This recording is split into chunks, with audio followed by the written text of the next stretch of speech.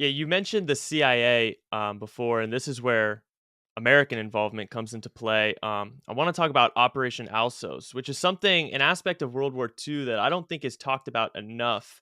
I mean, while the Allies are pushing east, they're not just pursuing military victories. There was this team, Operation Alsos, and they were looking for German scientists and information about sort of their experiments with drugs and experiments of all kinds of sorts. So, what was Operation Alsos and the American involvement, and what exactly were they searching for, and when did they discover these drugs? Well, Alsos units were attached to certain military units that were, going into enemy territory, and the Alsos units were had military personnel, but also scientists. They were very that was a secret.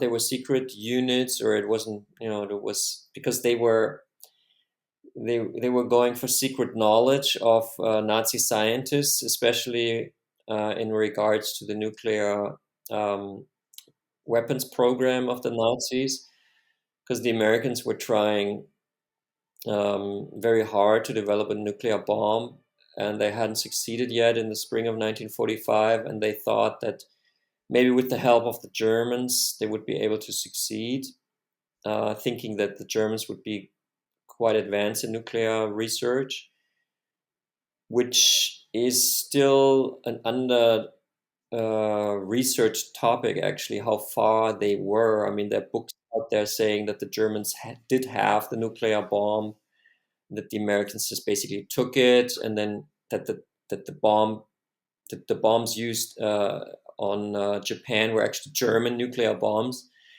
But I don't know. I don't know about that. But for Yeah, I don't. sure, you don't think so? No, I don't think so. From my understanding, Hitler considered nuclear science and nuclear research Jewish science, so he underfunded the nuclear programs. Well, maybe, that's all. That could also be not true. I'm just not sure. I don't have the information, but well, we know that the Germans didn't finish to make a nuclear bomb. Fortunately, they did not. Otherwise, they would have used it, and probably won the war, which would have been horrible. Um, but and I'm sure they had some kind of things that Alsos was able to discover. But Alsos also had another focus, and that was biochemical weapons. So their their goal was to identify German scientists who were in deep into biochemical weapons programs as well. And they spoke to Richard Kuhn, for example, among other scientists, Nobel Prize winner for chemistry, who was Hitler's leading biochemist. He developed the nerve poison Soman, which is the deadliest up until this day. So he was really, really deep into Nazi weapons development, or German military weapons development, biochemical weapons. And he was debriefed in the spring of 45 in Heidelberg, where he was, living and teaching at the university. And he had been a very close friend of Arthur Stoll, the CEO of Sandoz that you mentioned. They had had the same teacher like 20, 30 years ago, Richard Willstetter, Jewish German biochemist. So they had been friends since then, Stoll and Kuhn. And Kuhn was very much informed the about LSD, about the whole, about everything basically that went on at Sandoz, because the two men, Stoll and Kuhn, would exchange their research like scientists sometimes do. So Stoll also knew what Kuhn was working on, and Kuhn had actually received ergotamine, which is the precursor to LSD, in October 1943. Um, so he was able to make LSD. Maybe he even received LSD without writing LSD in the letter. Maybe they labeled it as ergotamine, but that ergotamin tatra, like it's very close to LSD. I found that letter in the archive where he said, "Thank you for sending me this over."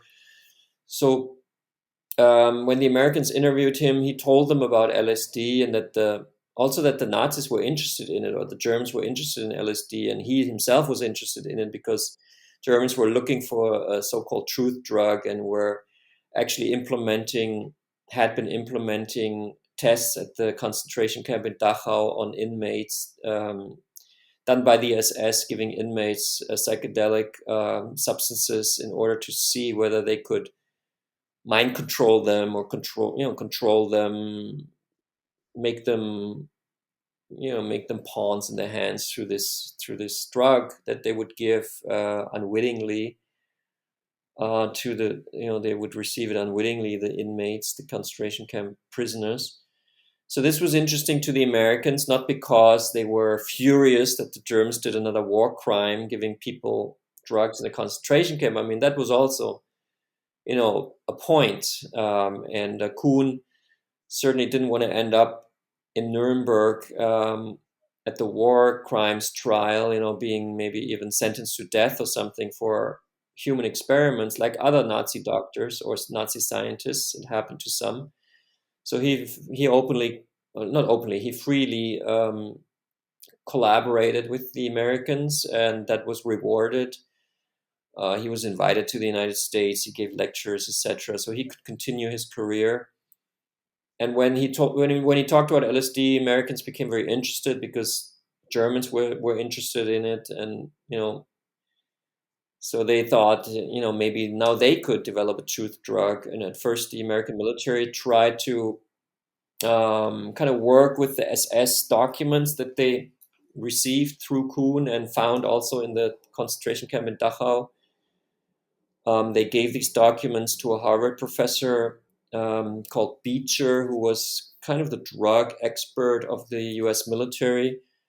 So he wrote reports on the SS reports, and they then landed on the desk of Sidney Gottlieb, who started the MK Ultra program once the CIA was founded in 1947. So the CIA basically took over from the US military, who basically had taken over from the German military. So then LSD weapon as a potential weapon was being looked at by the CIA, and then the CIA also then they put pressure on Sandoz not to bring it out as a medicine, but to only make it for the CIA. That was their dream. Like Gottlieb went with a suitcase full of cash, flew to Basel, and wanted to buy the world supply of LSD and make sure that all the LSD that would be manufactured from now on would land in the hands of the CIA, which is not exactly what happened, but still he was able to issue control over the global LSD situation at the time. Yeah, this is another fascinating aspect of World War II, and that's Operation Paperclip. As the Americans are sort of capturing these Nazi scientists and chemists and physicists, they're bringing them back to America. Like you mentioned, I think Kuhn, you said he came back to America and gave lectures, and I think this was part of Operation Paperclip. And a lot of people, when they think about that, they think of Werner von Braun and the V 2 rocket and obviously his role with NASA. But there were hundreds of Nazi scientists that were brought over for all sorts of different research in the scientific field. Um, so, what was the sort of the role of LSD um, researchers in Operation Paperclip? Were they coming to America? No, but because there were none in Nazi Germany except Kuhn, he was the only one. And this SS doctor Plötner, who did the tests in Dachau, but he disappeared after the war, and he only reappeared a few years later. Like he changed his name. He was too scared. He probably maybe he didn't know about Paperclip, or no one told him, or like maybe he thought he would end up on the on death row anyhow because he was too bad even for the Americans. So it was basically in the American hands then to continue the research. So that's what Gottlieb did in America on American unwitting American citizens. at Harvard, tests were done, and so it's a big program, MK Ultra, which I show in Tripped also what all went down on American soil.